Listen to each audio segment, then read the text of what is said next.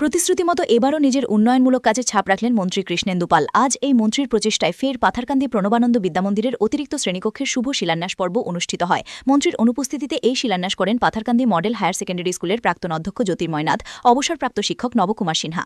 বিধায়ক উন্নয়ন তহবিলের অধীন 10 লক্ষ টাকা ব্যয়ে এই কাজ সম্পন্ন হবে। এ উপলক্ষে আজ উক্ত শিক্ষা প্রতিষ্ঠানে আয়োজিত অনুষ্ঠানে মন্ত্রী কৃষ্ণেন্দু পালের প্রতিনিধি হিসেবে 2 শিক্ষাবিদ উপস্থিত থেকে পড়ুয়াদের পড়াশোনার পাশাপাশি মানুষের মতো মানুষ হয়ে দেশ ও জাতির সেবায় এগিয়ে আসার পরামর্শ দেন। তারা বর্তমান সরকারের নানা উন্নয়নমূলক কর্মকাণ্ডের পাশাপাশি পাথারকান্দির বিধায়ক তথা মন্ত্রী কৃষ্ণেন্দু পালের ভূয়সী প্রশংসা করেন।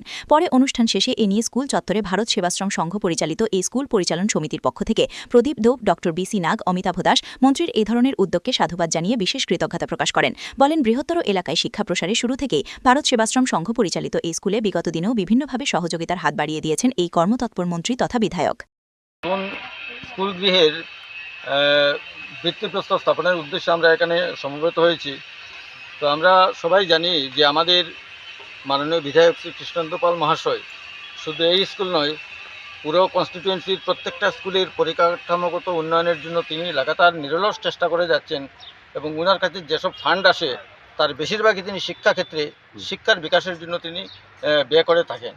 তো সেই উদ্দেশ্যে আমরা সামনেই নির্বাচন, তার আগে ওনার হাতে কিছু টাকা ছিল, তার মধ্য থেকে বোধহয় 10 লক্ষ টাকা না, 10 লক্ষ টাকা তিনি এই স্কুলের, কারণ এই স্কুলের পরিকাঠামোগত ইয়েটা অত্যন্ত দুর্বল। একমাত্র এখানে এই অঞ্চলের মধ্যে একমাত্র একটা English medium school, Pranabananda Vidyamandir, একটা সর্বভারতীয় সংগঠনের স্কুল। তো এই স্কুলের পরিকাঠামোগত উন্নয়নের জন্য তিনি এই ওনার যে ফান্ড, যেটা সেই ফান্ড থেকে 10 লক্ষ টাকা দিয়েছেন এবং শুনেছি আগামীতে আরও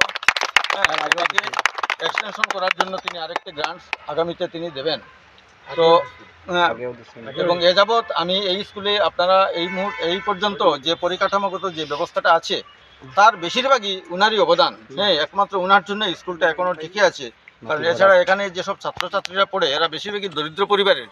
এই জন্য যে পাবলিক কন্ট্রিবিউশন যেটা বা অভিভাবকদের কাছ থেকে যে অনুদান যেটা, এটা অতি নগণ্য। এই জন্য তা দিয়ে স্কুল পরিচালনা করা বা পরিকাঠামোগত উন্নয়ন করা সম্ভব নয়।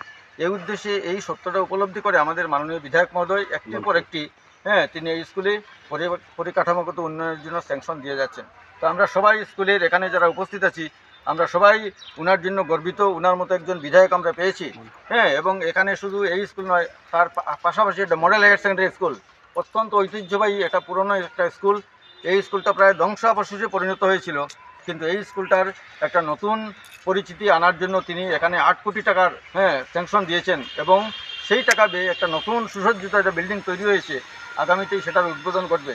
তো এইভাবে সরকারি বেসরকারি যত সব স্কুল এখানে আছে, সমাজের জন্য যেসব স্কুলগুলো দাঁড়িয়ে আছে, সমাজের পেছনে যেসব স্কুল দাঁড়িয়ে আছে, একদম 100% প্রফিটেবল যেগুলো, সেগুলোর কথা বাদ দিয়ে বাকি সবগুলো স্কুলের পেছনে তিনি দাঁড়িয়ে আছেন। প্রত্যেকটা স্কুলের বিকাশের জন্য তিনি কাজ করে যাচ্ছেন, বিভিন্ন ধরনের স্যাংশন দিচ্ছেন। তো এই জন্য আমরা সবাই আমাদের মাননীয় বিধায়ককে নিয়ে আমরা গর্বিত এবং আশা রাখবো যে এই যে আগামীতে নির্বাচন, এই উন্নয়নের ধারা যদি আমরা বজায় রাখতে চাই, তাইলে যে কোনো মূল্যে আমরা আমাদের বর্তমান বিধায়ককে আবার জিতিয়ে আনতে হবে নির্বাচনে, নতুবা এই উন্নয়নের ধারাটা স্তব্ধ হয়ে যাবে। তো এটা নিশ্চিত। তো এইটুকু বলে আমি এই স্কুলের উত্তরোত্তর সুন্দর ভবিষ্যৎ কামনা করলাম। আর আমরা আজকে আমাদের মাননীয় বিধায়ক, ওনার তো এই নির্বাচন সামনে, এই জন্য নানান ধরনের ব্যস্ততা ওনার মধ্যে আছে, এই জন্য তিনি আসতে পারেননি। আশা রাখবো যে আগামীতে যখন এই স্কুলটা গৃহ সম্পূর্ণ হওয়ার পর যেদিন দ্বার উদ্ঘাটন হবে, নিশ্চয়ই উনি আসবেন এবং এসে তিনি দ্বার উদ্ঘাটন করে দেবেন স্কুলে। মন্ত্রী কৃষ্ণেন্দু পাল।